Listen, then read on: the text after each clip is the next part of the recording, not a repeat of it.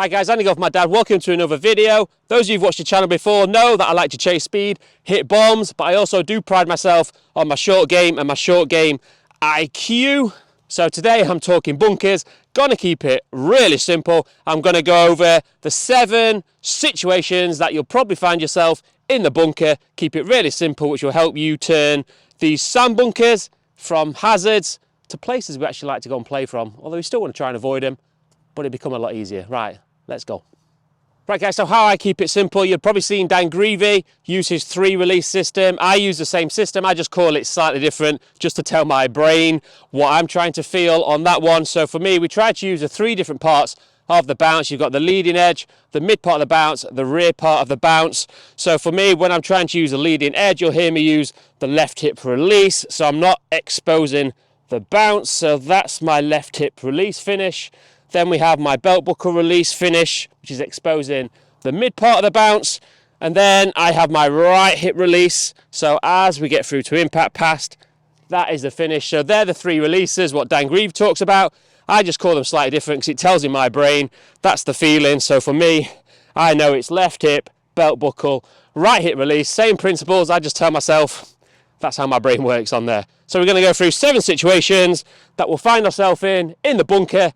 We're just going to keep it really simple by using the different parts of the bounce.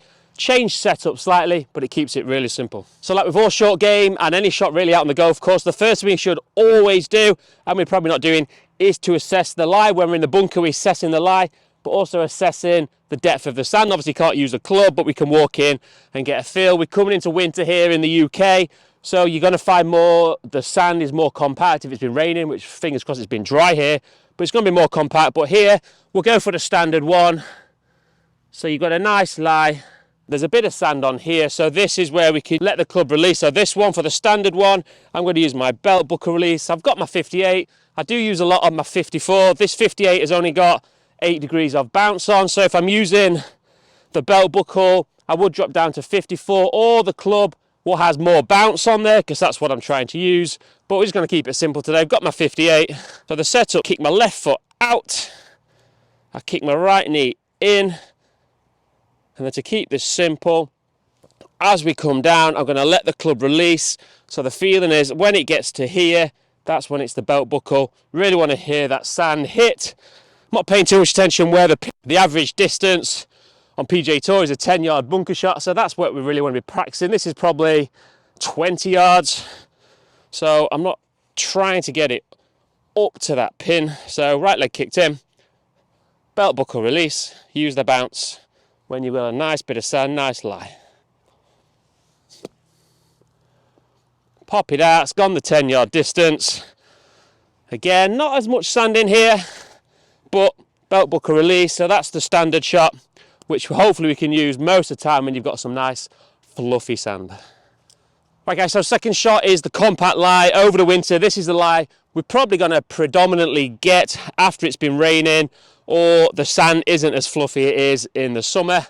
So this is where I then go onto the left hip release. I don't want this club to release. If the club releases, the chance it's going to hit into the sand, kick up into the ball, we get the dreaded fin. So all I do with this, I've still got my 58. Again, we're not using the bounce. All I do with this, I move the ball slightly back into my stance. My chest stays ahead of the ball, which allows me to hinge a little bit early. We're going to come in a little bit steeper. As I said, I'm not trying to release the club, expose the bounce. So set up, chest ahead of the ball. We pivot, always on all the bunker shots, from the front foot up here. So the pivot line is up through here.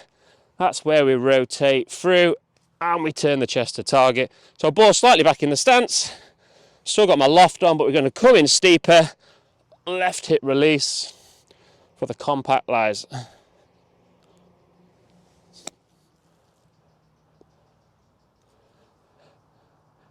Nipped it, I'm not going to fin that. Got a little bit closer to the ball, but it's come out loaded with spin on there. We're not getting the dreaded kick and bounce, so compact lies, not a problem. Move the ball back, chest head of ball, hinge early, left hip release, compact lies, no problem guys. Right guys, so next up is the heavier sand. Again, if it's fluffy but wet also, especially in the winter, we need speed but obviously we don't want to come in the leading edge to get it flying. So this is where I would use my right hip release. So from the top, I'm letting my right hand throw at the club. So when we get past impact, it's pushing onto my right hip. So we know here I've got loads of sand on there. It's a little bit wet as well. So I need the speed. So the speed comes not by dragging the handle, it's letting that right hand throw it down. Ball's back to where it was, just front of centre. Kick that right leg in. Then from the top, I just feel that my right hand is throwing. And we add some speed. I've still got the loft on the club.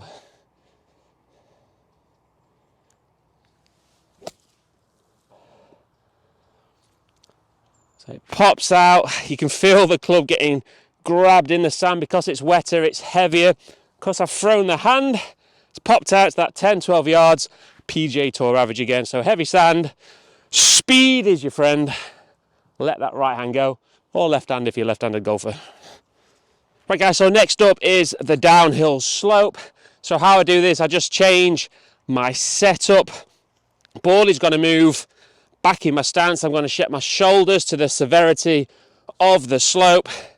I'm not going to use any release, so this is a left hip release, if not a little bit less. But it's going to be a short, jabby motion, almost feeling that I'm leaving the club.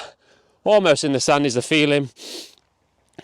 Still keeping my loft on the club, so ball position back, chest ahead of ball. It's going to allow me to hinge early, especially where I've got a lip here as well, so that makes that a little bit tricky. I've got to get up early.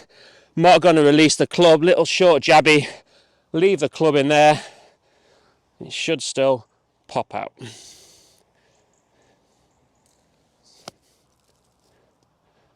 Should spin. Loads of spin on the ball. Came out a little bit low, which is going to do, but super loaded with spin. Stopped after one hop. Plenty of spin on there. Try one more. It's a tougher lie, this one as well, to be fair. So really keep the loft. There you go. Pop it out. So downhill slopes, ball goes back, chest ahead, set early. We're not going to let the club release. Little short, jabby motion. Still pops out, load of spin, guys. Okay, guys, so opposite to downhill slope, we've got the uphill slope. So I'm just going to reverse everything I do in the downhill slope. So for the uphill slope, instead of the ball position being back, I move it to the front of my stance. Again, we set the shoulders with the severity of the slope. The difference with the release, I go from the left hip release now, I go to right hip release on this one, because if I did the left hip release, the club would just dive into the bank. Could still pop the ball out, but I want to have a bit more control, get the ball coming out high and soft. If there's a bit more sand here in summer conditions, I would drop down to a 54, 50 degree. It's going to add loft as it comes through. But for here, it's a little bit compact still. So I've got my 58 degree. Again, it goes on the bounce really. So ball position forward, set the shoulders with the slope. As we come in, I'm going to let the right hand go to right hip release.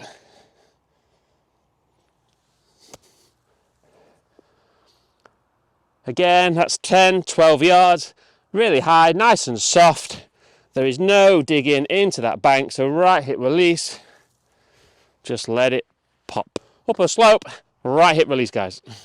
Right, guys, the sixth situation, probably the most dreaded one, is the dreaded plug ball.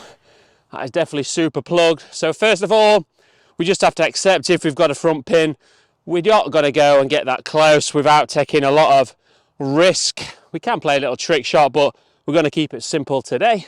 So if you've got a back pin like here, it's perfect. So all we're going to do with this one, the ball position goes back, chest goes ahead, which again is going to allow me to set the club early, come in a bit steeper. Again, we don't want the club to release. How I play the plug shot, people play it different ways, but I like to have the feeling that I leave the club in the sand. So really just slam it into that sand, an inch, 2 inch behind the ball. Just try and get it to pop out as much as we can. So again, keeping the loft on, some turn it down, square face, ball position back, chest ahead, set early, hit hard, behind the ball, leave the club in the sand.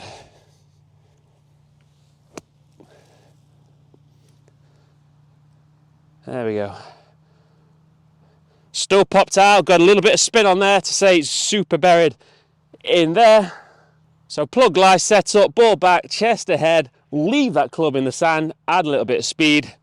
It can still pop out as well.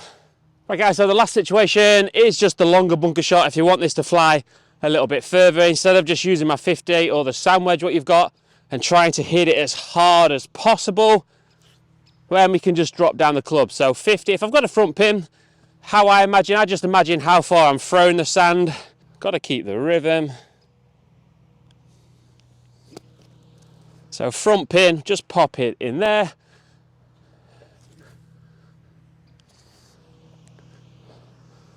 If I want the ball to go a little bit further, don't have to overcomplicate it.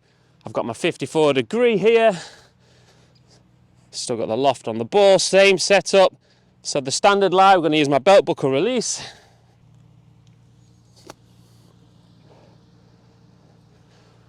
Ball goes out a little bit further without having to force it. And if the lie allows, and I can drop down further to my pitching wedge, 9-9. I'd like a little bit more fluffier lie on here. It's a little bit compact, makes it a little bit tougher on here. So this is just the pitching wedge. Still going to try my belt buckle release. Drop the hands, open my stance just slightly. Same tempo, same rhythm. Just pops out. So as you can see there, 3 different distances using 3 different clubs, but the same tempo, same setup, same belt buckle release. So the longer bunker shot, we don't just have to smash the 58. Just drop down the club, change your setup. Keep it simple, guys. Right guys, I hope you found that useful. That's the 7 situations you'll probably find yourself in the bunker. As you can see, by using the 3 different releases, looking at the lie, assessing the lie, using the different bounce options on the wedges, you keep it super simple. Bunkers, definitely not a hazard, and actually once you learn how to do this, they become quite good fun. And want to impress your mates, to be fair, struggling out the bunkers as well. Right, if you did enjoy that, if you found it useful, please hit that subscribe button, give the video a little like. But I hope that helps, so I'm off to do a bit more short game, guys. Right, till later.